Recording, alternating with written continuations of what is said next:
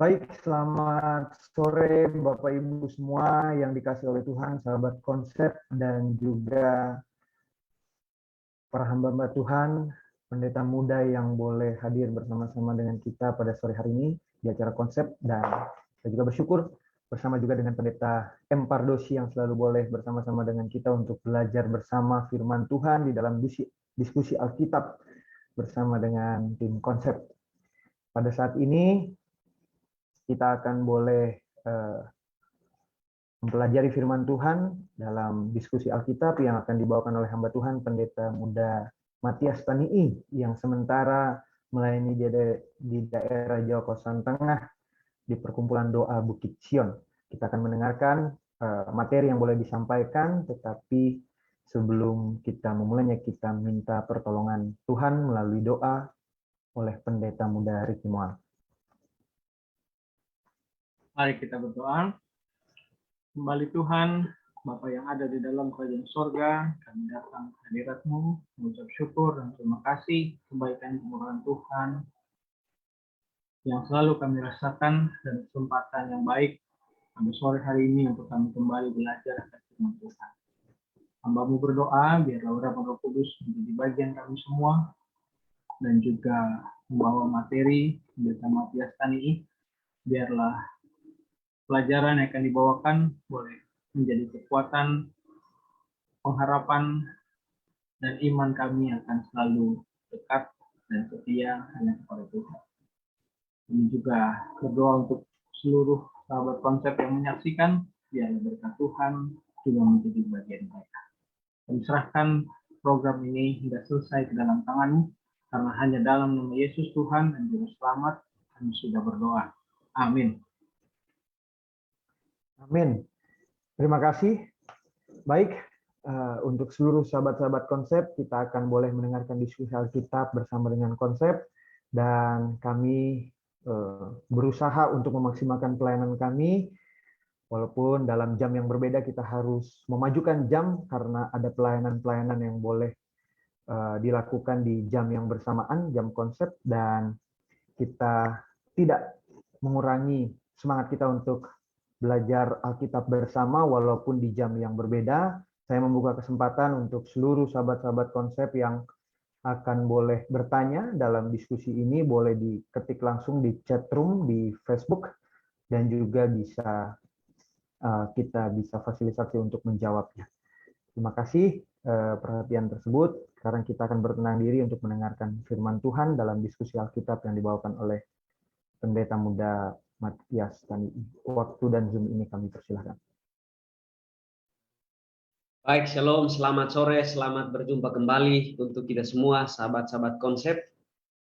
Dan pada sore hari ini kita telah tiba kepada pelajaran yang berikut, yaitu konsep lapar dan haus akan kebenaran berdasarkan Matius pasal 5 ayat yang ke-6. Untuk itu izinkan saya share screen untuk boleh membantu kita belajar pelajaran Alkitab pada sore hari ini.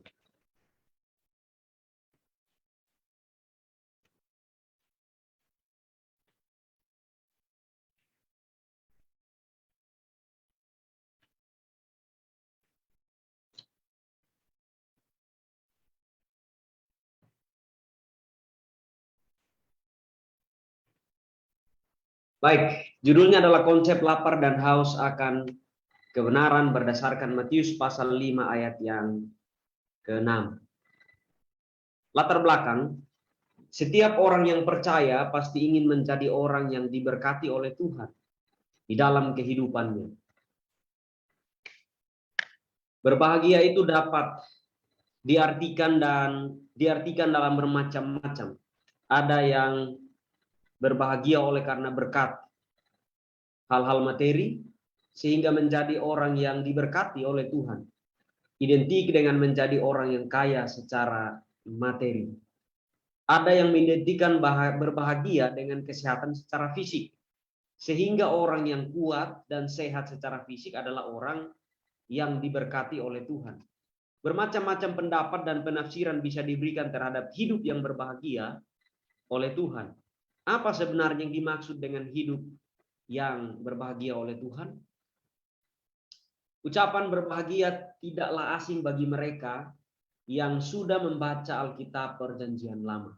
Ucapan tersebut bisa dijumpai di dalam Mazmur pasal yang pertama atau Mazmur 1 ayat yang 1, dikatakan berbahagialah orang yang tidak berjalan menurut nasihat orang fasik. Lalu Mazmur 32 ayat 1 dan 2 dikatakan berbahagialah orang yang diampuni pelanggarannya. Berbahagialah manusia yang kesalahannya tidak diperhitungkan Tuhan.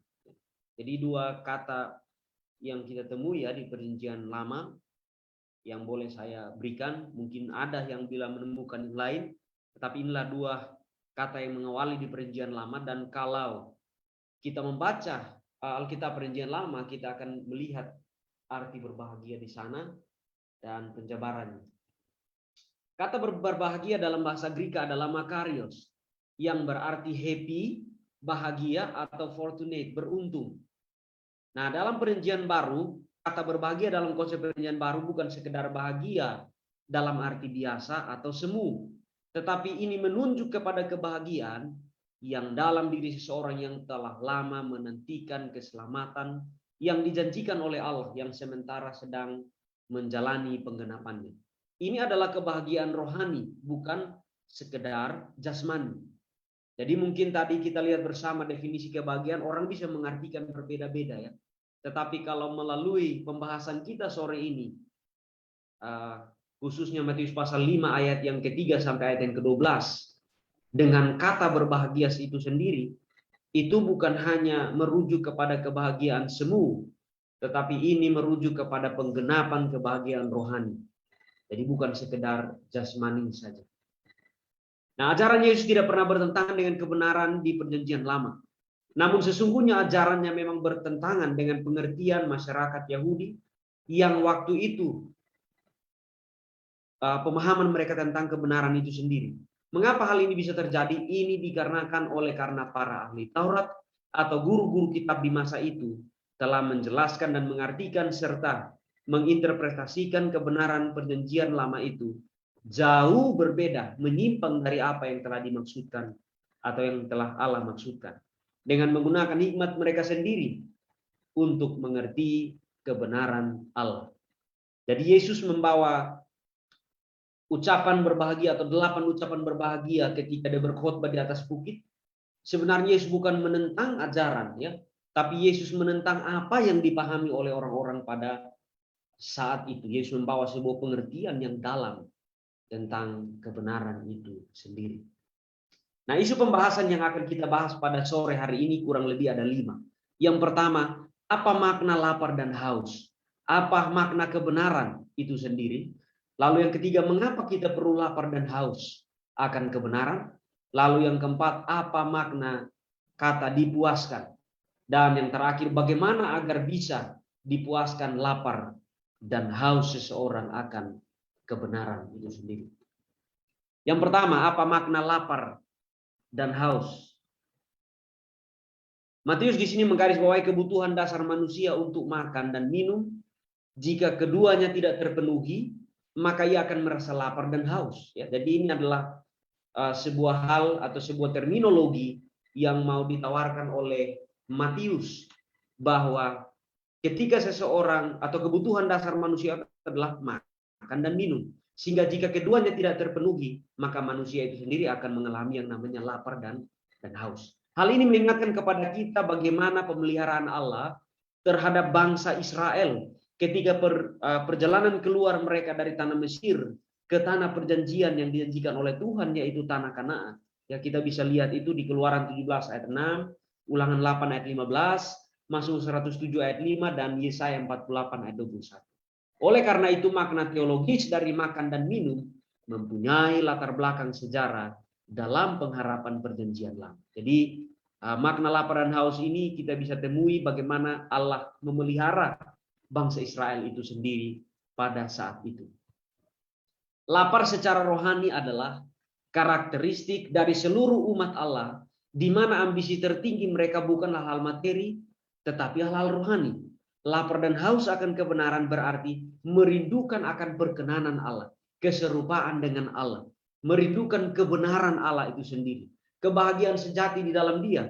kebenaran adalah suatu istilah yang menunjukkan berkat rohani. Orang percaya harus terlebih dahulu mencari kerajaan Allah dan kebenarannya. Itulah makanya Matius 6 ayat 33 mengatakan, tetapi carilah dahulu kerajaan Allah dan kebenarannya, maka semuanya akan ditambahkan kepadamu. Bagi yang pernah mengalami kelaparan dan haus, karena sudah tidak ada lagi yang mau dimakan dan diminum, akan tahu betapa berharganya sebutir nasi dan setetes air. Jadi kalau orang lapar dan haus, maka dia akan mengerti betapa berarti berharganya, betapa sangat dibutuhkannya sebutir nasi dan setetes air untuk mengenyangkan rasa laparnya dan juga memuaskan dahaga atau rasa haus yang dimiliki atau dialami. Arti lapar dan haus di sini adalah sebuah ekspresi kerinduan yang sangat besar atau strong desire. Ya. Hanya orang yang hauslah yang sangat membutuhkan minuman. Demikian juga hanya orang yang laparlah yang membutuhkan makanan. Sangatlah berbeda nikmatnya segelas air bagi orang yang haus dan yang tidak haus. Makanan apapun bagi orang yang lapar akan terasa enak.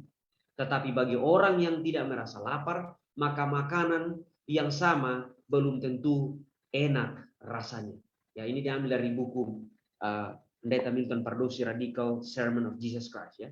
Jadi arti daripada haus dan lapar di dalam Matius pasal 5 ini mengidentifikasikan sebagai atau sesuatu keinginan yang besar, kerinduan yang besar atau strong desire ya, untuk mendapatkan sesuatu yang sangat dirindukan.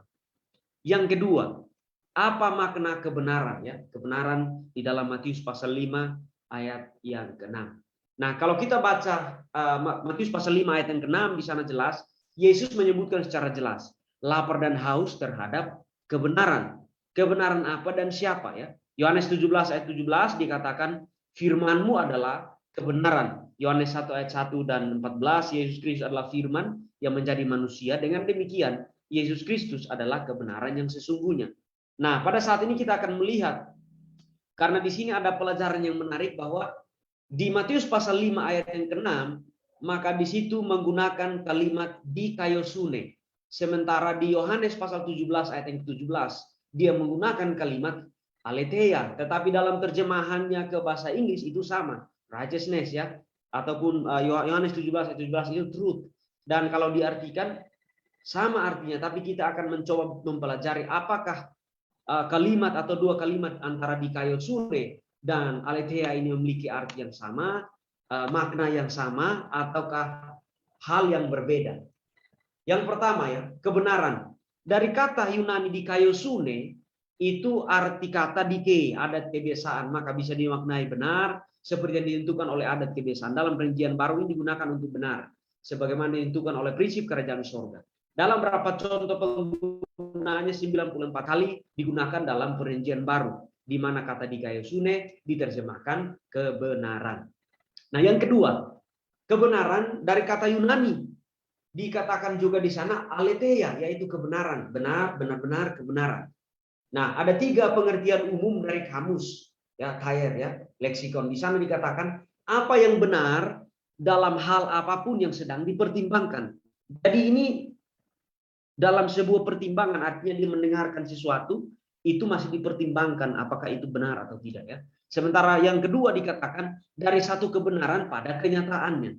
Dan yang ketiga, apa yang benar dalam hal yang berkaitan dengan Tuhan dan kewajiban manusia, kebenaran moral dan ajaran agama. Nah, poin yang penting dari ketiga hal ini, makna dari kata aletheia, maka saya lebih sepakat kalimat yang ketiga ya, karena ini berbicara tentang ajaran atau doktrin dari agama atau doktrin dari kepercayaan suatu suku ya, atau suatu perkumpulan ya. Nah, arti kata secara dalam aletheia ini, itulah tadi saya katakan Yohanes 1 ayat 17, Yohanes 4 ayat 24, Yohanes 17 ayat 17, Lukas 20 ayat 21, dan Markus 12 ayat 14. Nah, hal-hal ini atau ayat-ayat ini sedang berbicara tentang Alkitab atau doktrin dan pengajaran, sehingga ini menjadi sangat penting bagi kita. Ya, banyak orang yang sekarang ini membaca Alkitab tetapi tidak merasakan lapar haus dan kebenaran, tetapi malah mau mengkritik Alkitab. Jadi pembahasan kita sore ini tentang Matius pasal 5 ayat yang ke-6, di sana dia pakai, kenapa dia memakai kata dikaiosune? Karena kata dikaiosune lebih dalam daripada sekedar aletheia, ya. Aletheia itu merujuk kepada sebuah ajaran, ya. Sementara dikaiosune itu berhubungan kepada kebenaran itu sendiri, yaitu Yesus Kristus, ya. Itulah makanya Yohanes 5:39 mengatakan, kamu menyelidiki kitab-kitab suci sebab kamu menyangka bahwa olehnya kamu mempunyai hidup yang kekal. Tetapi walaupun kitab-kitab suci itu memberi kesaksian tentang aku, namun kamu tidak mau datang kepadaku untuk memperoleh hidup itu. Jadi kalau kita selama ini kita masih senang baca Alkitab, kita hanya di tahap memahami Alkitab, memahami sebuah doktrin, berarti kita hanya di tahap aletheia, memahami sebuah doktrin. Tapi untuk lanjut kepada Yohanes pasal 5 ayat yang ke-40, maka kita butuh yang namanya dikaiosune, datang kepada sumber kebenaran itu, atau kebenaran yang akan menggantikan kebenaran kita, yaitu Yesus Kristus sendiri. Dan definisi kebenaran secara umum, kebenaran dapat secara sederhana didefinisikan sebagai perbuatan yang benar di hadapan Tuhan. Menjadi orang benar adalah melakukan yang benar. Kata kebenaran sebagaimana didefinisikan dalam kitab suci berarti menuruti perintah Tuhan Allah. Lukas 1:6 itu dinyatakan dalam Injil. Roma 1 ayat yang ke-16 dan 17. Dan itu dapat diperoleh hanya dalam satu cara, yaitu penurutan pada perintah-perintah Tuhan, ya. Ada ayat-ayatnya yang tertera, Kisah 10 ayat 34, 35, 1 Yohanes 2 29, 1 Yohanes 3 ayat 7, 1 Yohanes 5 ayat 3, dan kesemuanya adalah kebenaran, ya. Perhatikan baik-baik, Petrus maupun Yohanes menegaskan bahwa hanya orang yang melakukan kebenaran adalah benar. Nah, inilah arti dikaiosune, ya. Arti dikaiosune kebenaran sebagai menurut Thayer Lexicon sebagai berikut. Keadaan dirinya sebagaimana mestinya, kebenaran kondisi yang dapat diterima Allah. Jadi manusia menyadari keadaan dirinya dan dia butuh kebenaran yang dapat ia terima dari Allah, ya. Tentang doktrin tentang cara di mana manusia dapat mencapai keadaan yang disetujui Tuhan, integritas, kebajikan, kemuliaan hidup, kebenaran, berpikir, perasaan, dan bertindak. Nah, arti dikaiosune sebenarnya kalau mau digali lebih dalam, maka ini akan merujuk kepada Matius 5 ayat 6, Matius 6 ayat 33, Roma 1 ayat 17, Roma 3 ayat 21, Roma 4 ayat 3, Roma 5 ayat 7. Ini sedang berbicara tentang dikaiosune, artinya righteousness, ya. Artinya orang berdosa yang dijadikan benar. Dan ini hanya dapat didapatkan atau terjadi dalam diri Yesus yang adalah roti hidup dan air hidup. Kita baca Alkitab, Alkitab tidak bisa membenarkan kita. Itulah aletheia. Aletheia tidak bisa membenarkan kita. Hanya yang bisa membenarkan kita yaitu dikaiosune, yaitu Yesus Kristus yang adalah roti hidup dan air hidup itu sendiri. Nah, isu yang ketiga, mengapa kita perlu lapar dan haus akan kebenaran. Sebagaimana kita memerlukan makanan untuk mempertahankan tenaga fisik kita, begitu juga kita memerlukan Kristus yang adalah roti hidup yang turun dari sorga untuk mempertahankan kehidupan rohani kita dan memberikan kekuatan kepada kita. Ya, dalam tulisan Romo 2, ya, tulisan pena inspirasi dikatakan, sebagaimana tubuh terus-menerus menerima makanan yang mempertahankan kehidupan dan kekuatan, begitu juga jiwa harus senantiasa berhubungan erat dengan Kristus, berserah kepadanya dan bergantung sepenuhnya kepadanya. Jadi kita perlu lapar dan haus akan kebenaran, adalah untuk mempertahankan dan keberlangsungan yang terus-menerus daripada kehidupan kerohanian kita. Jadi selama kita hidup, kita butuh atau kita perlu mengalami yang namanya lapar dan haus akan dikaiosune. Itu harus berlangsung terus-menerus selama masa kita masih hidup. Dan dikatakan lagi, sebagaimana pejalan kaki mencari mata air di padang gurun, lalu menemukannya dan memuaskan dahaganya. Hendaknya begitulah dahaga orang Kristen yang rindu untuk memperoleh air murni kehidupan yang bersumber dari Kristus. Itu sama seperti perempuan berdosa ketika dia datang menimba air di sumur, lalu Yesus katakan, jika engkau meminum air ini, engkau tidak akan pernah haus lagi. Yesus bukan merujuk kepada air yang biasa kita minum, ya, air yang biasa kita minum lalu kita akan haus lagi. Tapi Yesus mau mengatakan kepada perempuan itu bahwa yang dimaksud itu adalah di kayu sungai adalah diri Yesus sendiri yang adalah kebenaran itu akan memuaskan perempuan itu dan dia tidak akan pernah haus lagi. Beberapa hal yang menjadi tanda seorang lapar dan haus akan kebenaran. Jadi mari kita kenali ciri-ciri orang yang lapar dan haus akan kebenaran. Mudah-mudahan kita ada di sini, ya. Ada keinginan yang meningkat untuk berada di dalam firman Tuhan. Dan untuk menaati firman itu, ada peningkatan dan kecintaan pada hal-hal yang Tuhan kasihi dan kebencian pada hal-hal yang Tuhan benci. Ada kerinduan yang tumbuh untuk melakukan kehendak Tuhan. Nah, pelajaran yang keempat, apa makna kata dipuaskan?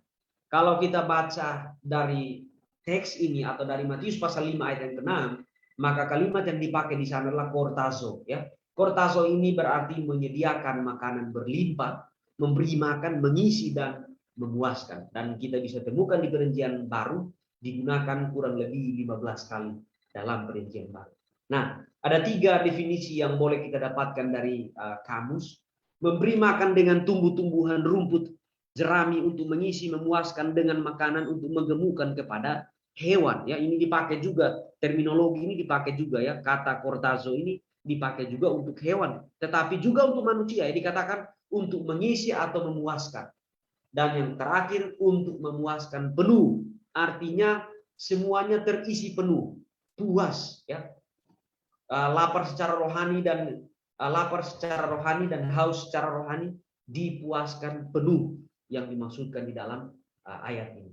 Kortazo arti yang lebih spesifik dari kata ini, Yesus tidak sedang tertarik untuk hanya memuaskan sesuatu yang bersifat sementara saja atau sesaat, akan tetapi sesuatu yang bersifat kekal. Itulah makanya 1 Yohanes 6 ayat 26 dikatakan, Yohanes 6 ayat 26 mengatakan, kamu telah makan roti itu dan kamu kenyang. Roti yang dimaksud Yohanes 6 ayat 26 adalah di kayu sungai, roti hidup yang adalah Yesus Kristus atau kebenaran itu sendiri. Dan dikatakan ketika orang makan itu orang tidak akan pernah lapar lagi. Dan sama seperti tadi saya katakan, perempuan itu bertemu dengan Yesus. Yesus katakan, air yang kamu minum ini kamu tidak akan haus lagi. Ini merujuk juga kepada kebenaran, yaitu di kayu sungai yang adalah diri Kristus sendiri. Nah, terminologi kortazo adalah tidak jauh beda dengan seorang yang makan dengan berkelimpahan, dipuaskan penuh. Ya. Dalam Matius pasal 5 ayat yang ke-6, kata dipuaskan penuh, sehingga dapat disimpulkan ketika seseorang lapar dan haus akan kebenaran, maka akan dipuaskan secara utuh, baik secara fisik, mental, dan rohani. Secara utuh atau berkelimpahan. Itulah makanya Matius 6 ayat 33 dikatakan di sana, semuanya akan ditambahkan kepadamu. Dan kebenaran dalam ayat ini menggunakan di kayu sungai, ya, Matius 6 ayat 33. Lalu pelajaran yang terakhir, bagaimana agar bisa dipuaskan? Berbicara tentang rasa haus, maka jawabannya adalah air. Yesus adalah air kehidupan. Dan siapa yang minum air kehidupan, ia yang telah sediakan tidak akan pernah merasa haus lagi. Yohanes 4 ayat 13, Yohanes 4 ayat 14, dan juga Yohanes 7 ayat 37 dan juga 38. Berbicara tentang rasa lapar, maka jawabannya adalah makan. Dan Yesus adalah roti hidup yang turun dari sorga. Dan barang siapa yang makan roti hidup, itu tidak akan pernah merasa lapar lagi dan merasa haus lagi. Ini diambil dari buku pendeta Milton Pardosi, Radical Sermon of Jesus Christ. Kalau Israel setiap hari selama 40 tahun bergantung sepenuhnya kepada Tuhan untuk makanan dan minuman, maka saat ini seharusnya setiap pengikutnya juga bergantung sepenuhnya kepada Tuhan dalam memberi makan dan minuman kerohanian mereka. Bila mana manusia datang kepada Yesus dan percaya kepadanya sebagai satu-satunya sumber kehidupan, air dan roti rohani atau kebenaran atau di kayu sungai itu, maka manusia tidak akan pernah lapar dan haus lagi akan kebenaran, karena Yesus adalah kebenaran itu sendiri akan memuaskan mereka. Dalam Yohanes 6 ayat 35 kata Yesus kepada mereka, akulah roti hidup, barang siapa yang datang kepadaku ia tidak lapar lagi, dan barang siapa percaya kepadaku ia tidak akan haus lagi. Dua hal ini disampaikan Yesus di sini, datang kepada Yesus dan percaya kepadanya. Bila mana manusia datang kepada Yesus dan percaya kepadanya sebagai satu sumber kehidupan air dan roti rohani, maka manusia tidak akan pernah lapar dan haus lagi akan kebenaran. Karena Yesus, kebenaran itu akan memuaskan mereka. Di sini kebenaran Yesus akan menjadi kebenaran mereka. Manusia tidak perlu lagi berusaha untuk menjadi benar dengan usahanya sendiri, karena kebenaran Yesus cukup bagi manusia yang berdosa itu. Makanya tadi saya katakan di kayu sunai ini manusia itu berdosa, tapi dijadikan benar oleh Yesus. Jadi oleh Yesus sendiri yang adalah kebenaran itu menjadikan manusia yang berdosa itu menjadi benar. Dan puncaknya adalah beberapa hari sebelum Yesus mati di kayu salib, ia menetapkan satu upacara kepada murid-muridnya sebagai pengganti upacara Paskah. Yohanes 13, pada perjamuan Paskah itu Yesus kembali menekankan pentingnya memakan tubuh dan darahnya. Matius 26 ayat 26 sampai 29, Markus 14 ayat 22 sampai 25. Di sini Yesus kembali menegaskan apa yang pernah ia sampaikan kepada para pendengarnya, bahwa barang siapa makan dagingnya dan tubuhnya akan memperoleh hidup yang kekal.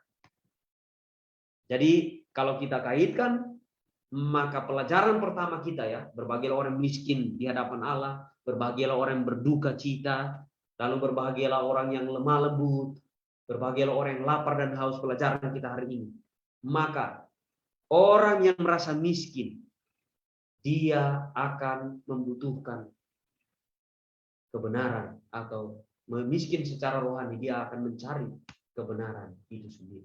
Lalu ketika orang berduka cita atas dosanya, itu juga akan mendorong dia untuk menemukan penghiburan melalui kebenaran itu. Dan orang yang lemah lembut, hatinya akan dipersiapkan. Dan kemudian lapar dan haus akan kebenaran akan dipuaskan melalui kebenaran Kristus, atau di kayu sunai, kebenaran yang kita pelajari pada sore hari ini. Dan yang terakhir, dia akan dipuaskan atau kortazo secara penuh, secara utuh. Hal-hal yang mempengaruhi seorang yang tidak merasa lapar dan haus akan kebenaran. Jadi mari kita perhatikan ini baik-baik. Kalau kita tidak ada 4 hal ini, berarti kita sedang dalam masalah. Kita sedang tidak mengalami yang namanya merasa lapar dan haus akan kebenaran. Yang pertama, tidak menyadari di kayu sunai. Begitu sangat penting dalam kehidupannya, yaitu Yesus yang adalah kebenaran. Jadi kalau orang tidak menyadari di kayu sunai tersebut, atau Yesus yang adalah kebenaran, maka orang itu sedang tidak merasa lapar dan haus akan kebenaran. Sehingga dia tidak akan tertarik, dia tidak akan memiliki yang namanya strong desire, ada keinginan yang besar untuk mencari atau mendapatkan kebenaran itu sendiri. Yang kedua, tidak ada peningkatan kepada hal-hal yang Tuhan kasih, tetapi meningkatnya kepada hal yang Tuhan benci. Jadi kalau orang tidak merasakan rasa lapar dan haus akan kebenaran, maka dia lebih senang melakukan apa yang Tuhan benci ketimbang melakukan hal-hal yang Tuhan cintai atau kasih. Dan yang ketiga, tidak ada kerinduan yang besar atau dalam untuk mencari di kayu sunai, atau yaitu Yesus yang adalah kebenaran itu sendiri. Dan yang terakhir, yang keempat, merasa diri kaya akan kebenaran.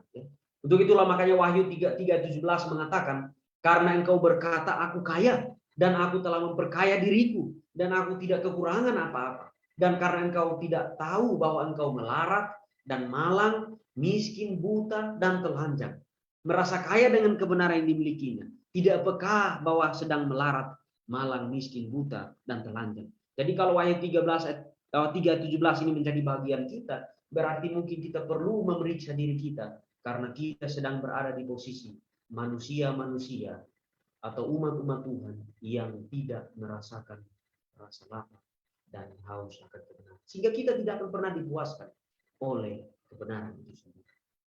Itulah makanya Wahyu 3:18 mengatakan, maka aku menasihatkan engkau supaya engkau membeli daripadaku emas yang telah dimurnikan dalam api, agar engkau menjadi kaya, dan juga pakaian putih supaya engkau memakainya, agar jangan kelihatan ketelanjanganmu yang memalukan, dan lagi minyak untuk melumas matamu supaya engkau dapat melihat.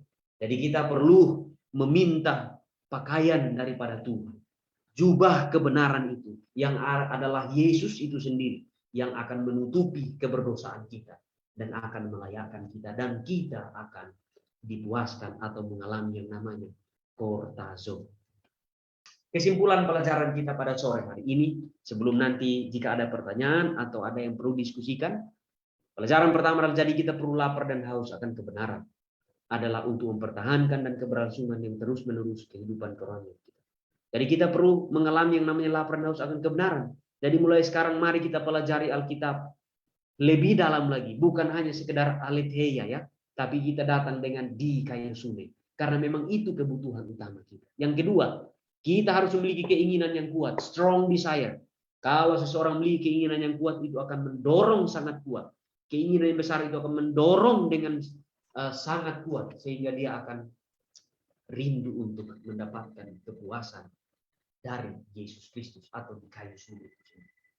Yang ketiga, jika manusia merasa kaya dalam hal rohani, maka ia tidak akan pernah mengalami apa yang namanya haus dan lapar akan kebenaran. Jadi mari kita mengintrospeksi diri. Kalau kita rasa diri kaya, maka kita sedang bermasalah karena kita tidak sedang mengalami yang namanya rasa lapar dan haus akan kebenaran.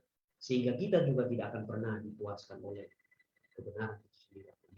Yang keempat atau yang terakhir, ketika kita merasakan lapar dan haus akan kebenaran, maka kebenaran adalah sebuah kebutuhan penting. Namanya kebutuhan berarti sangat mendasar. Sehingga dalam hal ini kita butuh untuk merasakan rasa lapar dan haus akan kebenaran. Karena kebutuhan utama kita adalah Yesus Kristus atau di kayu salib, kebenaran yaitu Yesus Kristus sendiri yang akan memuaskan rasa lapar dan rasa haus kita. Sehingga dengan demikian kita akan mengalami yang namanya berbahagialah orang yang miskin, berbahagialah orang yang lapar dan haus akan kebenaran, karena mereka akan dipuaskan. Kortazo ya. Demikianlah pelajaran yang boleh saya bawakan, saya sampaikan. Terima kasih dan saya kembalikan kepada moderator. Tuhan memberkati kita. Baik, terima kasih Pendeta Matias.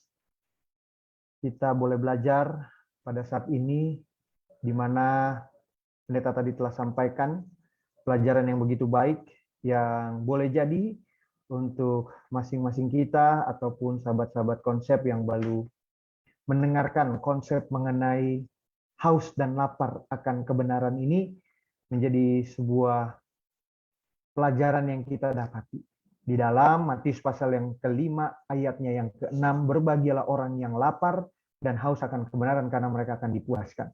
Secara sepintas, mungkin kadang-kadang kita hanya mengambil ayat ini, hanya cuman memberikan kata-kata penghiburan kepada sahabat-sahabat kita ketika mendapatkan sebuah masalah. Tetapi ketika kita sudah belajar dengan baik, maka ada perihal yang penting didasari dengan kata lapar, haus, kebenaran yang dimaksud juga tadi lebih dalam disampaikan, dan kata dipuaskan itu kita mengerti bahwa semua yang tadi disampaikan adalah sebuah pengalaman kerohanian bagi orang yang mau atau yang sedang bertobat. Oke, pada saat ini kita akan berdiskusi untuk pertanyaan-pertanyaan yang boleh diberikan, bisa disampaikan, dan waktu yang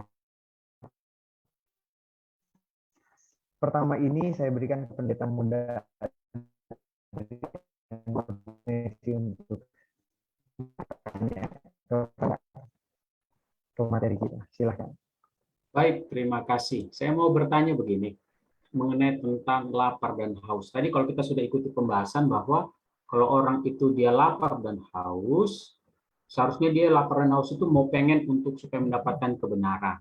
Nah, pertanyaan saya begini, berarti orang yang selama ini dia mungkin jahat, nakal, yang tidak mau ke gereja, tidak mau setia, dia kenyang dong? Atau dia juga sebenarnya lapar dan haus juga, lapar dan haus secara rohani? Ataukah itu berbeda? Terima kasih. Baik, terima kasih. Bagaimana Pendeta Matias untuk menjawab pertanyaan tersebut dengan hal yang boleh disampaikan Pendeta Adrian? Baik, terima kasih banyak Pendeta Muda Adrian Riz untuk pertanyaannya, sangat baik. Kita tahu bersama bahwa tadi saya katakan ya ada dua ya, ketika seorang mencari kebenaran, boleh jadi hanya di aletheia ya. Kalau ada di aletheia berarti belum mengalami rasa lapar dan haus akan kebenaran yang sore ini kita pelajari. Ya. Jadi itulah makanya tadi di slide juga saya katakan bahwa ketika seorang hanya fokus kepada doktrin pengajaran saja, maka bisa jadi rasa lapar, rasa haus itu belum dimiliki. Sehingga ketika datang baca Alkitab atau belajar Alkitab atau datang ke gereja, dia bukan datang oleh karena dia membutuhkan kebenaran dari Yesus, tetapi mau mengkritiki ya. Tadi kalau di sana saya tuliskan, mengkritiki ya. Jadi semua dikritisi. Nah, kalau orang yang suka mengkritik kebenaran, orang yang suka melihat kekurangan, berarti orang itu betul-betul belum mengalami yang namanya rasa lapar dan haus akan kebenaran. Karena kalau seorang mengalami rasa lapar, haus akan kebenaran, maka seperti tadi, dia betul-betul membutuhkan dikayosune atau Yesus itu sendiri yang akan memuaskan rasa lapar dan rasa haus akan kebenaran yang dialami oleh orang tersebut. Jadi ini pelajaran penting juga bagi kita yang sore hari ini boleh hadir, sahabat-sahabat konsep maupun kita semua. Dengan kita hadir ke gereja setiap Sabat ataupun kita ikut ibadah setiap datang beribadah, pastikan supaya kita datang dengan memiliki rasa lapar dan haus akan kebenaran. Karena kalau tidak, maka kita sedang bermasalah dengan kerohanian kita. Sehingga dengan demikian kita tidak akan pernah dipuaskan kebenaran yang kita rindukan. Terima kasih banyak. Itu mungkin begini Pendeta Matias. Berarti kalau orang itu dia tidak setia ini. Kalau tadi kan Pendeta bilang ada yang mungkin hanya sekedar baca Alkitab. Ini sama sekali nggak mau baca Alkitab. Apakah dia juga bisa dibilang haus dan lapar akan kebenaran atau tidak? Atau dia mungkin busung lapar atau busung atau mungkin kurang gizi atau bagaimana itu Pendeta? Apakah bisa dari ayat ini menyatakan bahwa orang itu juga haus dan lapar? Ataukah orang yang haus dan lapar itu harus dulu baca kebenaran, firman Tuhan, baru bisa dibilang haus dan lapar? Apakah seperti itu? Baik, terima kasih banyak ya. Jadi bagaimana dengan orang yang baca Alkitab juga nggak pernah, artinya nggak sama sekali ya. Ya saya bisa katakan itu juga adalah lapar dan haus akan kebenaran. Tapi sesuai dengan konteks pelajaran kita pada sore hari ini, maka ya secara sederhananya kalau orang lapar biasanya cari makan. Orang haus biasanya cari minum. Nah kalau orang sudah tidak lagi cari makan, tidak lagi cari minum, berarti mungkin dia nggak lapar. Ya, sederhananya begitu. Mungkin dia nggak lapar, makanya dia nggak cari. Itu bukanlah sebuah kebutuhan. Dan saya boleh katakan orang seperti itu berarti mati rasa kepada kerohanian, sehingga ini sangat-sangat berbahaya ya. Dan bukan hanya itu saja ya. Orang yang mendengarkan firman Tuhan, menegur dosanya, mendengarkan firman Tuhan dan tidak mau berubah juga, berarti orang yang kurang peka dan boleh dikategorikan belum mengalami yang namanya rasa lapar dan haus akan kebenaran. Mungkin itu yang boleh saya jawab. Terima kasih.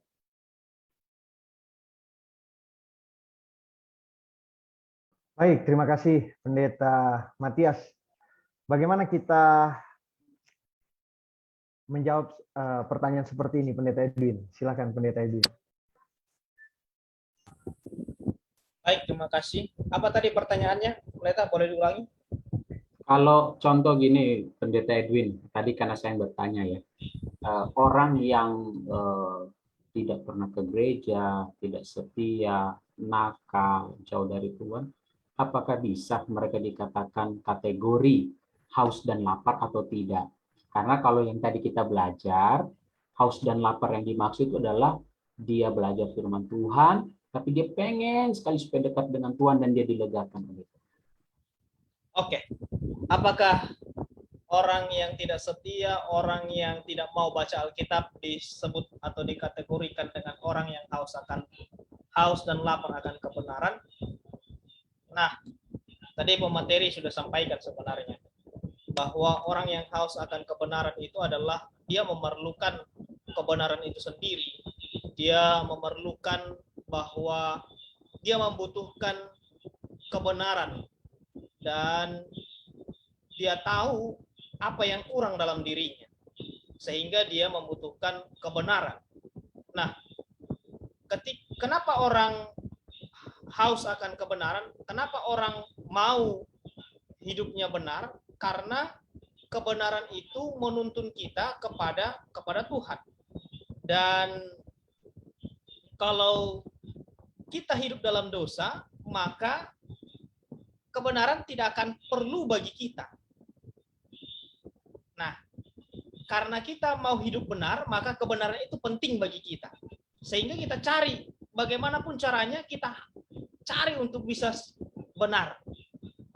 Dan orang yang dikatakan tadi, apakah orang yang tidak mau ke gereja, yang tidak setia itu, apakah orang yang haus akan kebenaran?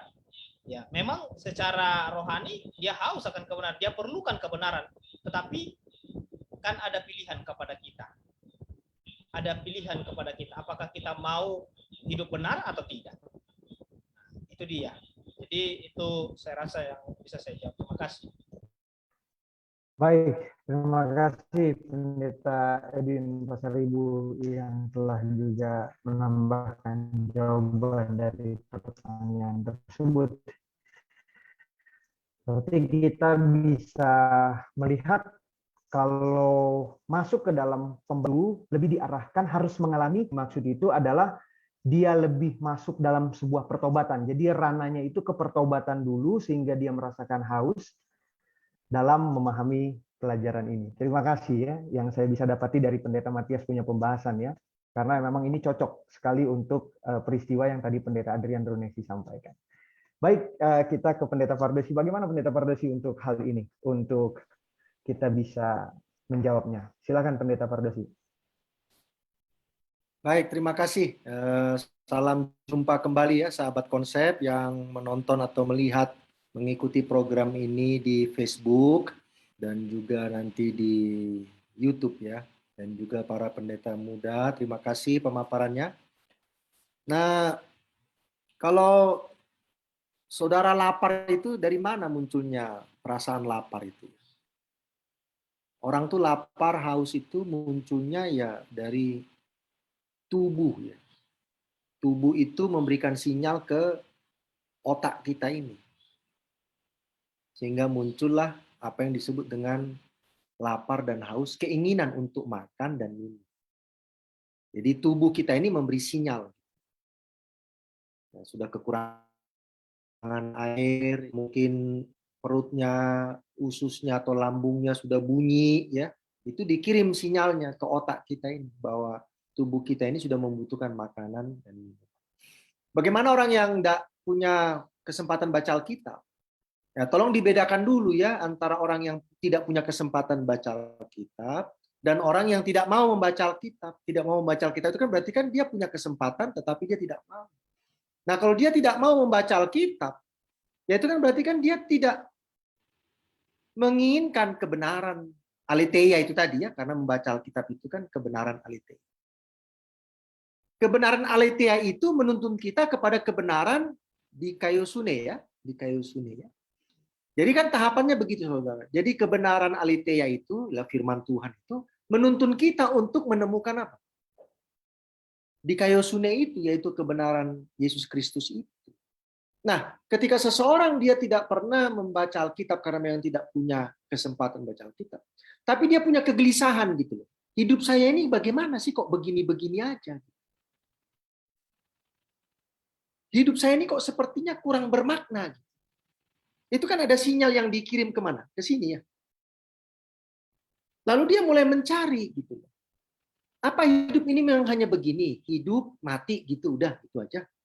Apa enggak ada setelah itu ngapain gitu? Kalau memang hidup ini hanya hidup terus mati, ya apakah seperti itu saja hidup ini? Nah, itulah ada sinyal dikirim ke pikirannya. Sehingga akhirnya dia merasakan sesuatu ada yang kurang, betul? Yang kurang itulah yang disebut dengan haus dan apa? Lapar. Kurang akan apa? Dia kurang sebuah keyakinan. Apa sih nantinya hidup ini? Ya, akhirnya dia mencarilah apa? Mencari kebenaran itu kan. Nah, ketika dia mencari kebenaran itu, mungkin dia harus lewat dulu aletheia-nya, betul ya? Karena Yesus katakan kan bahwa Alkitab itu menceritakan tentang aku, kata Yesus kan. Perjanjian lama itu kan menceritakan tentang Yesus. Jadi dia pergi dulu ke aletheia, yaitu kebenaran. Truth. Ya.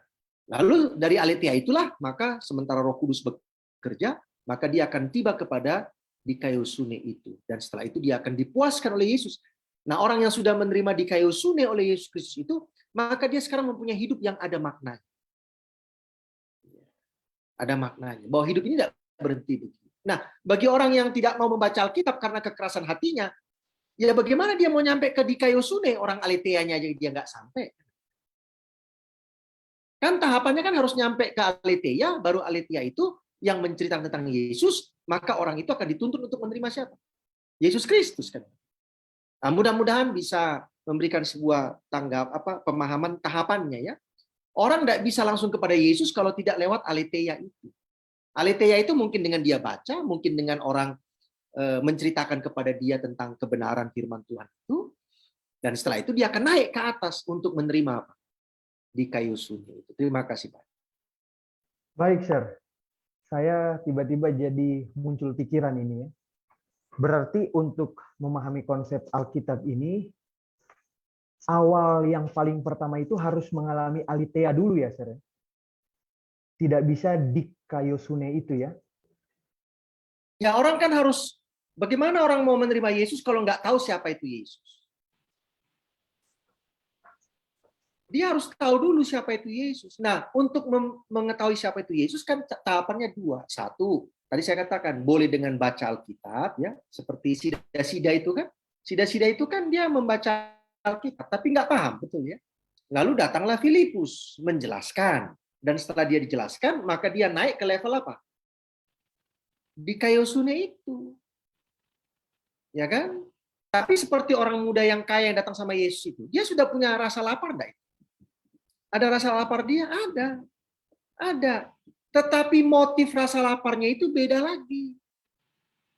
Ketika Yesus katakan kalau engkau mau sempurna ya, berarti kan dia sudah mau masuk ke Dikaiosune ini, tapi belum nyampe dia. Apa kata Yesus? Sebenarnya perintahnya itu bukan satu. Kalau saudara baca Alkitab, perintah kepada orang muda yang kaya itu bukan satu, tapi 4. Nah, seringkali para pengkhotbah menyebutkan perintahnya itu kurang satu, karena Yesus katakan, jikalau kau ingin sempurna, jualah hartamu, bagikan sama orang miskin. Sebenarnya tidak. Jual hartamu, bagikan sama orang miskin, datanglah kemari. Boleh saja orang jual harta, bagi sama orang miskin, tapi tidak mau datang sama Yesus. Boleh begitu? Boleh.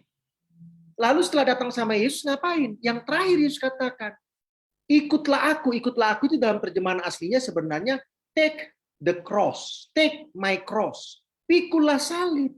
Dan orang muda ini tidak sanggup sama level itu, tidak sanggup.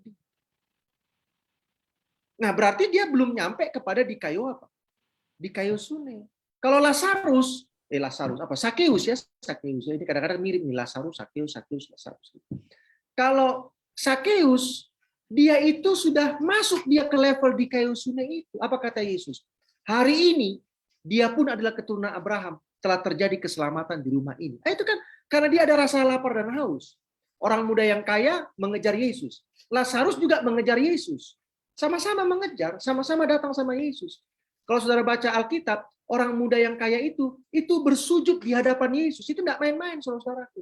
Dia orang kaya, dia orang terpandang di kalangan orang Yahudi, tapi dia mau sujud di hadapan Yesus. Itu kan menunjukkan sebuah kerinduan dia untuk mendapatkan apa?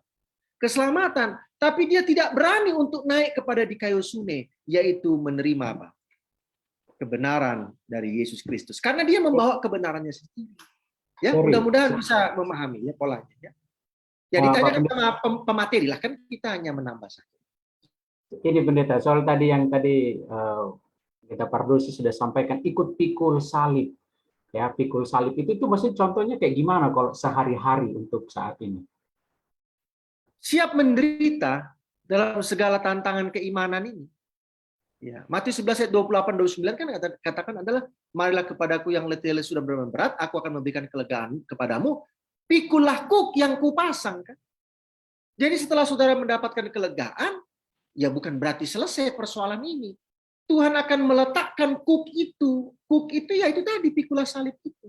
Tetapi Yesus katakan, belajarlah kepadaku bagaimana cara memikul salibnya itu. Nah, kalau kepada murid-murid kan beda. Murid-murid katakan, kami siap meminum cawan. Yesus katakan, memang kamu akan meminum cawan itu. Cawan apa itu? Cawan kematian, nggak ada lagi. Sementara Yesus mau minum cawan kematian, murid-murid pun ditanya, kamu siap meminum cawan itu? Kami siap. Tapi Yesus katakan, masalah duduk di samping kiri kananku, itu urusan Bapa. Minum cawan harus, tapi duduk di samping kiri kananku, itu urusan Bapa. Kan begitu, hampir mirip itu. Memikul salib dengan meminum apa? Cawan. Terima kasih. Ya, baik. Terima kasih, Pendeta Pardosi. Berarti memang urutannya itu harus aletheia dulu ya. Aletheia itu adalah dasar daripada seseorang itu bisa mengenal Tuhan secara dikaiosune. Ya, jadi tidak ada dikaiosune dulu sehingga aletheia-nya belakangan atau belajar firman-nya belakangan. Jadi memang semua didasari dari firman, penyertaan Tuhan. Nah, demikian yang tadi boleh disampaikan, menambah wawasan kita ini, saya pikir hal yang baru bagi saudara-saudara semua atau sahabat konsep, dan saya menyapa kembali di Facebook.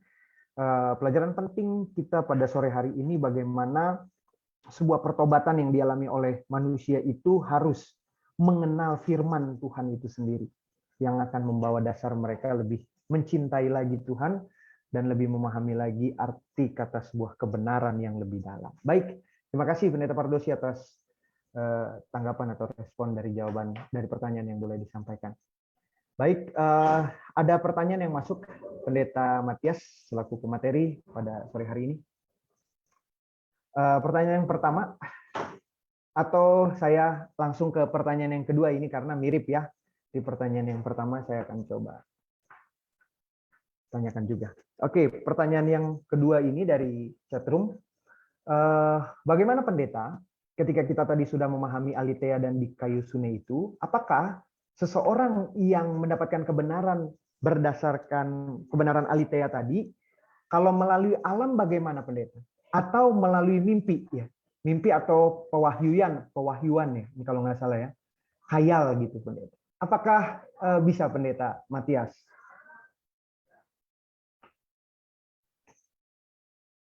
Baik, terima kasih banyak ya. Jadi tadi juga mungkin saya sudah cantumkan ayat ya, Matius 5 ayat 39 dan 40 ya. Kau menyelidiki kitab-kitab suci sebab kau menyangka bahwa olehnya kau mempunyai hidup yang kekal. Tapi walaupun kitab-kitab suci itu memberikan kesaksian tentang aku, namun kamu tidak mau datang kepadaku untuk memperoleh hidup itu ya. Jadi cara kita menemukan Allah itu ya dari alam. Oh ya, bisa saja ya. Bisa saja aletheia itu kan, aletheia ini kan doktrin, pengajaran, ajaran, dan kalau di Perjanjian Lama itu kalimat yang dipakai juga ada ya. Yang dipakai untuk hampir hal yang sama ya.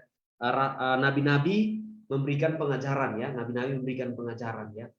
Saya kemarin sempat waktu cari untuk membandingkan kalimat aletheia, ada muncul ya, tapi saya lupa kalimatnya, tapi setidaknya di Perjanjian Lama itu kalimatnya sama. Nabi-nabi memberikan pengajaran ya. Jadi aletheia ini adalah pengajaran-pengajaran. Jadi kalau pengajaran-pengajaran bisa saja ya, karena cara Tuhan mengajari manusia lewat banyak hal ya, bisa lewat alam, bisa lewat mimpi, bisa lewat apa saja. Tapi yang paling penting saya pikir jangan sampai kita hanya sampai di aletheia ya, kita hanya terpaut kepada aletheia, karena tadi seperti dijelaskan Pendeta Pardosi, aletheia itu benar-benar harus menuntun kita kepada dikaiosune, karena itu yang paling terakhir. Kalau kita mau dipuaskan rasa tahu atau rasa lapar dan haus akan kebenaran itu, atau kebenaran itu memuaskan kita, kita harus sampai di tahap yang namanya dikaiosune. Jadi dengan demikian secara pribadi saya boleh katakan bahwa Allah bisa juga, atau aletheia itu bisa juga kita dapatkan melalui alam, mimpi, dan kitab-kitabnya seperti Matius 5 ayat 39. Dan di ayat yang 40 penting supaya kita perlu tiba kepada dikaiosune. Terima kasih. Baik, terima kasih Pendeta Matias ya. Pendeta Matias tadi mengatakan setuju bagaimana ketika kita melihat dari mempelajari firman Tuhan yang diterjemahkan dengan kata aletheia secara kata bahasa yang dipakai, maka alam dan mimpi pun bisa. Tapi ya semua kembali lagi perlu ada ujiannya ya. Kebenaran ini kan tidak bisa diberikan tanpa sebuah dasar yang jelas gitu ya. Jadi kalau misalkan alam kita berbicara mengenai apakah kita bisa mengenai Tuhan melalui alam, jawaban kita ya sangat bisa gitu ya. Tetapi kalau itu lebih mengarah kepada mimpi atau wahyu, nah ini perlu berhati-hati juga kita ya, karena kebenaran ini tidak didasari dari mimpi atau wahyu ya. Wahyu yang dalam pengertian dia terima sendiri begitu ya, bukan wahyu Tuhan, karena wahyu Tuhan kan jelas dasarnya Alkitab ya. Nah, Itu yang tadi boleh dijelaskan oleh Pendeta Muda Matias. Terima kasih. Bagaimana Pendeta Adrian Dronesi untuk menanggapi pertanyaan tersebut? Silakan. Baik, terima kasih. Apakah bisa melalui tanda-tanda alam, mimpi dan sebagainya, seorang itu bisa diantarkan ya kepada kebenaran itu? Saya mau baca dulu Alkitab ya, di dalam Roma 1 ayatnya ke-19-20 ya. Karena apa yang dapat mereka ketahui tentang Allah nyata bagi mereka, sebab Allah telah menyatakannya kepada mereka. Sebab apa yang tidak nampak daripadanya, yaitu kekuatan yang kekal dan keilahiannya, dapat nampak kepada pikiran dan karyanya sejak dunia diciptakan, sehingga mereka tidak dapat berdalih. Jadi tidak ada orang yang bisa berdalih. Jadi dari karya alam ciptaan Tuhan, kita bisa tahu ya, kita bisa diantarkan kepada siapa? Kepada Yesus itu sendiri. Jadi kita bisa tahu, oh ada pencipta, ada yang menciptakan kita. Buktinya apa? Banyak orang di luar sana kan yang mungkin belum kenal atau belum tahu akan kebenaran Alkitab itu, tapi mungkin dia sudah tahu ya bahwa membunuh itu salah, ya itu kan hal-hal seperti itu ya. Tapi saya yakin bahwa Roh Kudus Tuhan juga apa? Menuntun mereka, ya, menuntun mereka untuk datang kepada siapa? Kepada Yesus, untuk menerima Yesus. Nah, beberapa waktu yang lalu kita kan sudah pernah belajar di konsep ini khususnya ya, bersama dengan konsep khususnya beberapa waktu yang lalu di pelajaran sekolah sahabat juga pernah disinggung bahwa mungkin mukjizat-mukjizat itu ya, sesuai dari pertama, mukjizat-mukjizat itu bisa membuat orang apa? Tergugah. Tapi kembali lagi, yang menuntun orang itu bukanlah mukjizat itu yang membuat imannya itu, bukan, tetapi apa? Firman Tuhan itu. Jadi kalau orang itu belajar firman Tuhan, barulah dia bisa apa? Imannya itu akan apa? Dia bertumbuh. Tapi kalau hanya sekedar melihat, belum tentu juga. Jadi tidak menjamin juga, tidak menjamin. Tapi apakah bisa mengantarkan? Bisa dengan itu, hal-hal seperti itu. Terima kasih. Baik, terima kasih Pendeta Adrian Dronesi. Baik, untuk pertanyaan yang selanjutnya, Pendeta Matias, nanti baru kita berikan ke Pendeta Pardosi 2 pertanyaan sekaligus. Pertanyaan yang pertama, Pendeta Matias boleh merespon dulu ya. Bagaimana cara kita bisa memiliki atau mendapat dengan penekanan strong desire atau keinginan yang kuat ya untuk lapar dan haus akan kebenaran yang tadi disampaikan? Apakah itu sesuatu yang tiba-tiba muncul di dalam kehidupan? Bagaimana Pendeta Matias untuk pertanyaan tersebut? Baik, terima kasih banyak. Tadi saya sempat cantumkan ya di PowerPoint atau di presentasi bahwa kita bisa lihat ciri-ciri orang akan memiliki rasa lapar dan haus akan kebenaran atau strong desire itu ketika dia mengizinkan ya, ada kurang lebih tadi ada 3 hal ya.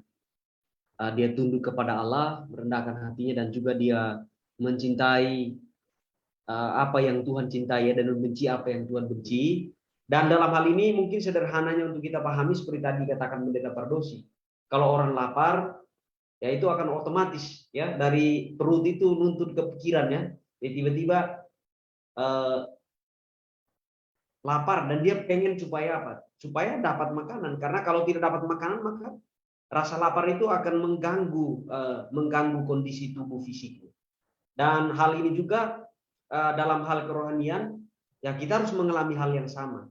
Karena dengan kita merasa lapar, maka strong desire atau keinginan yang kuat itu akan mendorong kita benar-benar sungguh-sungguh untuk mendapatkan kebenaran itu sendiri atau makanan rohani, roti hidup dan juga air hidup yaitu Yesus itu sendiri. Jadi itu dimulai dari, tidak bisa orang lain yang memulai, itu harus dimulai dari diri kita sendiri. Kita perlu adanya kepekaan kepada, tentunya melalui tuntunan Roh Kudus ya, karena Roh Kudus yang akan menuntun orang di dalam mencari kebenaran dan juga bahkan mendapatkan kebenaran tersebut ya, sampai kepada kita Yesus. Itu mungkin yang boleh saya tanggapi mengenai pertanyaan. Terima kasih. Baik, terima kasih Pendeta Matias Tanii dalam memberikan penjelasan. Saya pikir tadi saya dapati bahwa itu bukan pekerjaan instan ya Pendeta, mungkin ya, bukan pekerjaan instan karena memang butuh pengalaman yang dimana manusia itu punya sentuhan yang Tuhan langsung bekerja dalam kehidupannya ya. Karena proses untuk menilai sebuah kebenaran atau memahami kebenaran doktrin, baik doktrin maupun pengalaman pertobatan itu tidak instan ya, tapi ada sebuah perjalanan yang hidup yang bisa waktu yang cukup lama. Terima kasih. Baik, kita coba ke Pendeta Maropapa Sitorus. Pendeta Sitorus, ya. Pendeta Sitorus, ini ada pertanyaan. Mungkin pendeta bisa merespon pertanyaan tersebut. Bagaimana cara kita bisa memiliki atau mendapat strong desire atau keinginan yang kuat untuk merasakan lapar dan haus akan kebenaran yang tadi disampaikan ya dalam konsep aletheia dan diakoiosune yang tadi disampaikan. Apakah itu sesuatu yang tiba-tiba muncul dalam kehidupan atau bagaimana pendeta? Silakan. Baik, terima kasih pertanyaannya. Baik sekali untuk kita diskusikan. Kalau tadi dianalogikan sebagai orang yang lapar, lalu ada sinyal dan kepala, ya kadang-kadang sinyal itu udah dikirim ulang-ulang ke kepala, tapi masih ada keengganan untuk segera makan atau minum gitu. Kalau misalkan makan atau haus, ya tetap aja ditahan-tahan gitu ya, tahan-tahan gitu. Nah, begitu juga kadang-kadang orang sudah ada satu kesadaran gitu dalam dirinya, dia tuh merasakan haus dan lapar kebenaran firman Tuhan. Tapi tetap aja ditahan dengan kehidupan yang lama, belum datang dan mencari rasa lapar itu. Jadi bisa jadi itu muncul oleh karena satu kesadaran gitu. Ya, kesadaran bahwa kita ini sedang haus dan lapar. Tetapi kita menahan diri untuk tidak segera mencari kebenaran itu.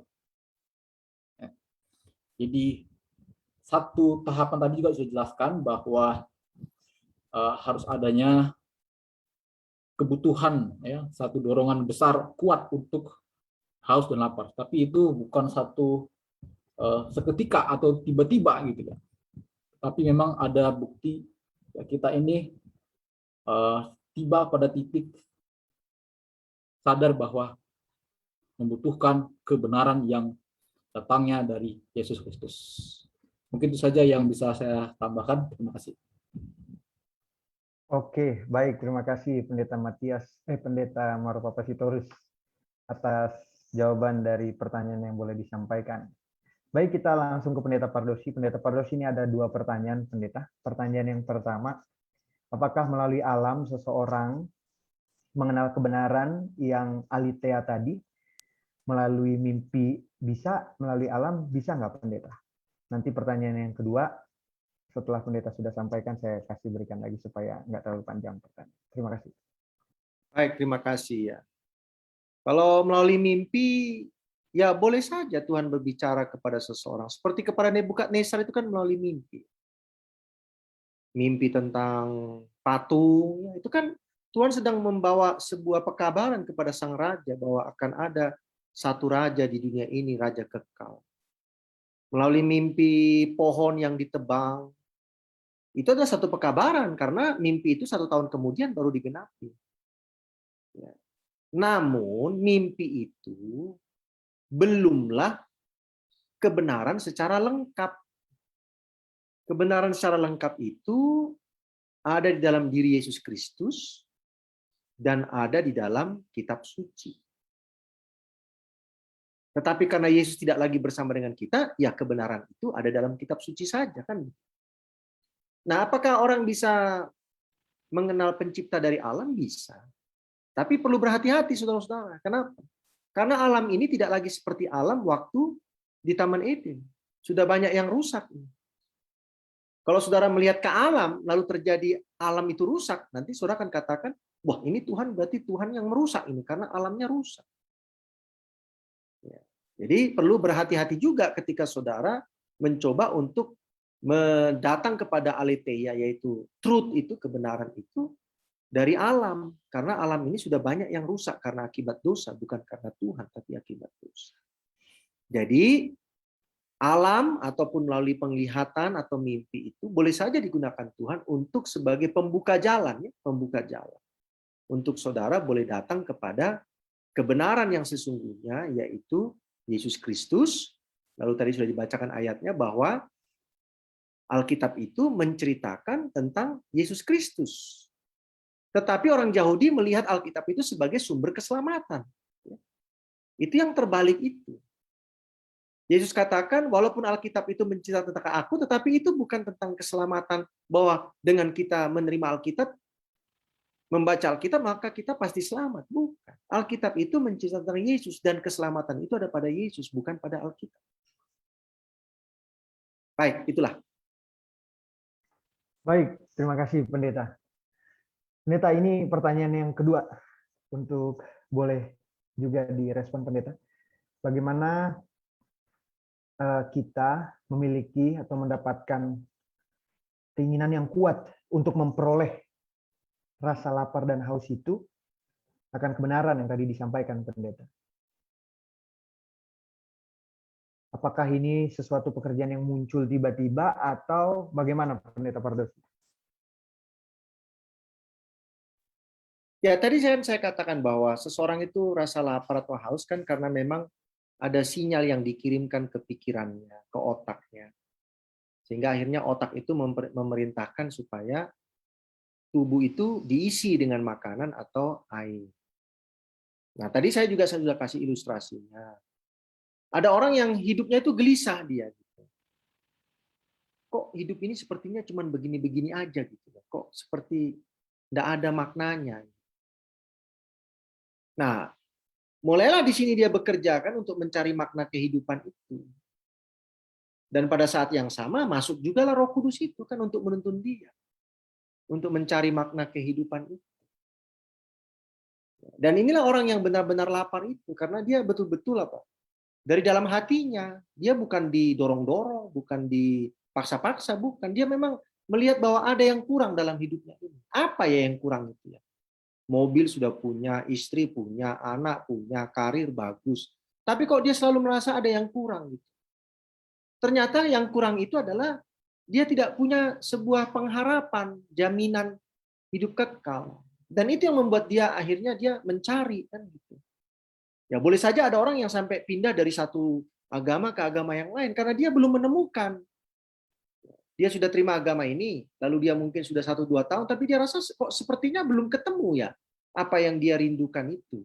Dia pindah agama lain. Setelah di agama itu, dia akhirnya dia kok sepertinya belum ketemu juga ya. Ini kan sama seperti orang mencari jodoh ya. Udah pacaran 6 gitu ya, tapi yang 6-6-nya itu seperti belum ada yang cocok gitu. Akhirnya pindah yang ke-7. Dan yang ke-7 itulah ada bahasa orang muda, berlabuhlah hatinya, jangkar dipasang, dan kapal itu tidak bergerak lagi. Nah, kira-kira begitulah dalam pencarian kita tentang makna kehidupan ini. Tentang sesuatu yang hilang dalam hidup kita ini. Apa yang hilang itu? Nah, ini harus dicari. Apa? Ya. Kalau dalam konteks keimanan, ya pengharapan hidup itu yang hilang. Kan sudah hilang di Taman Eden. Dan itu yang harus didapatkan kembali. Bagaimana caranya? Ya, kita harus pergi kepada pohon kehidupan yang menciptakan pohon kehidupan itu. Dan itulah Tuhan kita, Yesus Kristus. Terima kasih. Baik, terima kasih Pendeta Pardosi. Cukup baik kita boleh memahami konsep mengenai kata haus dan lapar akan kebenaran, dan kita boleh pahami lebih dalam dari kata kebenaran ini yang diterjemahkan dengan aletheia dan diakusune. Dan kita bersyukur bagaimana pelajaran ini membawa kita lebih memahami bahwa saudara dan saya pun sebenarnya ada di dalam konteks ini ya. Ketika kita haus akan kebenaran Tuhan, maka aletheia yang kita sedang pelajari di sini supaya kita boleh dapati sampai waktu Tuhan datang kali yang kedua, kita tetap merasakan haus akan kebenaran tersebut. Terima kasih Pendeta Pardosi, Pendeta Matias yang juga telah menyampaikan materi ini. Boleh pada saat ini kita berikan waktu dan kesempatan ajakan yang berupa closing statement untuk para sahabat-sahabat konsep. Pendeta Matias terlebih dahulu, nanti akan ditutup oleh Pendeta Pardosi. Baik, terima kasih banyak. Closing statement yang saya rindu sampaikan adalah mari kita pastikan bahwa kita memiliki kerinduan yang kuat. We have a strong desire ya untuk boleh mendapatkan atau sampai kepada tahap yang namanya dikayosune ya. Karena kalau kita hanya belajar doktrin, hanya menganggap bahwa sampai di aletheia sudah cukup, maka kita sedang belum mengalami yang namanya benar-benar lapar dan haus akan kebenaran yang dimaksud dalam Matius 5 ayat yang ke-6. Dan buktinya adalah Yohanes 5 ayat 39 dan 40 ya. Tadi sudah jelas di sana, kau menyelidiki kitab-kitab suci sebab kau menyangka bahwa olehnya kau mempunyai hidup yang kekal. Tetapi walaupun kitab-kitab suci memberi kesaksian tentang aku. Nah, ayat yang ke-40, namun kamu tidak mau datang kepadaku untuk memperoleh hidup itu. Jadi mudah-mudahan kita semuanya boleh mengerti pada sore hari ini sehingga kita tidak puas hanya di aletheia yang menuntun atau kebenaran pertama yang kita terima, tapi kita akan dipuaskan kepada puncak kebenaran itu sendiri, yaitu dikayosune, yang artinya Yesus Kristus itu sendiri yang akan menggantikan kebenaran kita, yang akan memakaikan dirinya sendiri kepada kita sehingga kita akan layak untuk mendapat kepuasan dari kebenaran itu sendiri. Terima kasih. Tuhan memberkati. Amin. Terima kasih. Silakan Pendeta Pardosi. Baik, terima kasih ya. Jadi diskusinya pada sore ini saya kira menarik ya buat masing-masing kita juga pemirsa Cohen Serve di YouTube dan juga di Facebook, bahwa kita harus naik ke level yang tinggi, yaitulah kebenaran dari Yesus Kristus, bukan kebenaran sekedar teori doktrin. Orang bisa hafal teori doktrin tentang kebenaran di Alkitab, bisa hafal. Dan itu dibuktikan oleh orang-orang Farisi. Tetapi itu tidaklah akhir dari sebuah perjalanan kita. Itu baru awalnya, karena akhirnya itu adalah Yesus Kristus sebagai Tuhan dan Juru Selamat.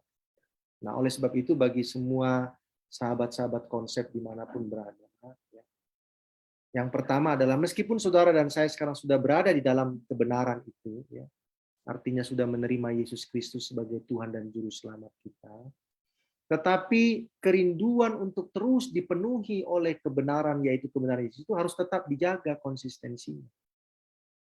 Ya, karena rumusnya kan barang siapa yang lapar dan haus, dia akan dipuaskan. Nah, kalau kita hanya merasa lapar dan haus sekali saja, itulah waktu kita mungkin di masa yang lalu tidak punya pengharapan, lalu dibaptis, terima Yesus, lalu sekarang kita merasa tidak lapar dan haus lagi, ya berarti kita tidak akan pernah dipuaskan lagi. Karena yang namanya dipuaskan itu berkelanjutan sampai nanti kita boleh bertemu dengan Yesus muka dengan muka. Ya, di situ kita tidak perlu lagi dipuaskan. Kenapa ya? Karena sudah bertemu dengan Yesus muka dengan muka. Tapi selama dunia ini kita harus tetap mempunyai konsistensi lapar dan lapar haus. Nah, menjaga konsistensi inilah yang kadang-kadang susah. Susah itu menjaga konsistensi ya. Jangan disamakan dengan orang yang ini orang lapar mulu, baru makan lapar lagi, baru makan lapar lagi. Ah, itu kayaknya perutnya banyak cacingnya. Ya. Tapi kalau dalam hal rohani memang harus lapar, kita harus lapar. Karena kita ini kain lara. Kain lara ya, betul ya? Kain lara ya. Kita ini kain lara. Jadi walaupun kita sudah terima Yesus, tetap kita ini adalah orang yang masih dan masih membutuhkan apa? Kebenaran. Ya. Jadi jangan pernah merasa puasnya walaupun saudara mungkin sudah jadi pendeta, ya sudah jadi pelayan Tuhan 10, 15, 20 tahun, sudah puas, oh saya sudah dipenuhi dengan kebenaran dari Yesus Kristus. Yakin? Kayaknya sih belum. Loh, apa buktinya? Belum. Ya buktinya masih pengen duit kan gitu. Ya, artinya belum dipenuhi dengan kebenaran Kristus kan. Kalau orang yang sudah dipenuhi kebenaran Kristus nggak pengen duit lagi. Berarti pendeta Pardosi sudah nggak pengen duit lagi? Nggak juga. Saya pengen duit juga. Ya berarti saya masih harus apa? Haus akan kebenaran Yesus Kristus itu. Sehingga satu saat saya akan benar-benar dipuaskan. Dan kita semua boleh bertemu dengan siapa? Yesus Kristus, muka dengan muka. Itulah doa kita semua. Amin. Amin. Terima kasih, Sir, atas closing statement-nya. Terima kasih, Pendeta Matias, atas closing statement-nya, dan kita bersyukur melalui pertemuan kita pada sore hari ini kita mendapatkan pelajaran yang penting dengan ayat yang sederhana yang sering sekali kita tidak pahami lebih dalam, tetapi pada sore hari ini lebih dalam kita memahami konsep kebenaran ini. Dan kita bersyukur atas penjelasan yang boleh disampaikan. Dan kita saat ini akan menutup diskusi kita. Kita akan boleh bersama-sama untuk berdoa yang akan dipimpin oleh Pendeta Edwin Persari. Baik, kita sama-sama berdoa. Bapa di sorga, terima kasih atas berkat-Mu pada saat ini. Kami boleh belajar bahwa kami membutuhkan akan kebenaran Tuhan. Biarlah Tuhan kami boleh tetap haus dan lapar akan kebenaran-Mu, sehingga kami boleh dipuaskan ketika kami boleh bertemu muka dengan Yesus nantinya ketika Engkau datang kali ini. Biarlah Tuhan pelajaran ini tidak berlalu begitu saja dari kami, tapi biarlah kami boleh hidupkan dalam kehidupan kami sehari-hari. Memberkati juga hamba-Mu Pendeta Matias yang sudah menyampaikan, biarlah Tuhan tambahkan hikmat akan menjadi bahagiannya agar di dalam pelayanannya dia boleh sukses dan bahkan nama Tuhan boleh tinggikan dan dimuliakan. Begitu juga hamba-Mu Pendeta Perdosi yang juga membimbing kami pada sore hari ini. Tuhan juga akan tambahkan hikmat dari surga menjadi bahagiannya agar setiap firman yang akan disampaikan boleh juga membawa iman kami lebih dekat kepada Tuhan. Kami akan lanjutkan akan setiap aktivitas kami sepanjang hari ini. Biarlah Tuhan akan beserta dengan kami. Ampuni kami Tuhan dari dosa kami, karena yang berdoa dalam nama Yesus penebus kami. Amin. Amin. Terima kasih Pendeta Edwin Pasaribu yang telah boleh menutup kita dalam doa tutup. Sebagai ajakan kembali untuk seluruh sahabat-sahabat konsep, di Senin yang akan datang kita akan kembali berdiskusi Alkitab di jam 7 malam. Kita tetap kembali ke jam yang seperti biasa. Kita akan boleh bersama-sama menyaksikan kembali diskusi Alkitab kita bersama dengan konsep yang akan dibawakan oleh Pendeta Muda Adrian Runesi. Dan sudah barang tentu kita masih di dalam tema membahas kitab Wahyu pasal yang kelima. Yang kalau sekarang kita belajar ayat yang ke-6, maka selanjutnya kita akan belajar ayat yang ke-7. Sehubungan dengan kata-kata berbahagia yang boleh disampaikan. Karena ayat yang ke-7 katakan berbahagialah orang yang murah hatinya karena mereka akan beroleh kemurahan. Baik, saya akan mengundang kembali seluruh sahabat-sahabat konsep dan seluruh pendeta muda yang boleh hadir pada saat ini. Kita kembali lagi pada Senin yang akan datang, dan kiranya berkat Tuhan akan tinggal bersama dengan kita, dan kiranya Tuhan memberkati kita semua. Amin.